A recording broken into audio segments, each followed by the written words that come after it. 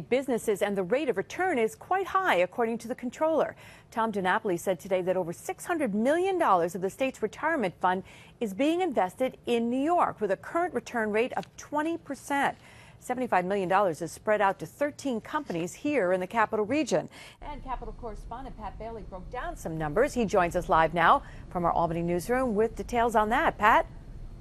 Yeah, that's right, Liz. Now, the state's entire retirement fund is worth over $160 billion, with assets spread all over the world. Well, today we got a glimpse of the nearly $1 billion being invested right here in our own backyard, and how much of an impact it has had on those companies who took that money as an investment, and how much, frankly, is coming back to the state of New York.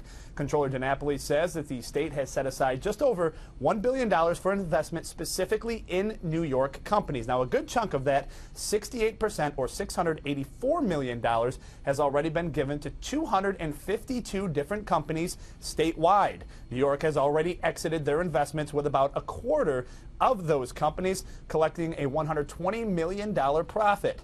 Now, the CEO of an East Greenbush company joined the Comptroller today at a press conference, and he gave a first-hand account of what the state investment into his company has meant. We've used the money for a whole series of things: hiring people, investing in capital equipment, hiring internationally, offices, building software engineering, building our intellectual property. It's for everything. It's right across the board for what we call general corporate purposes. But without it, we wouldn't have a business. We'd have had to go somewhere else.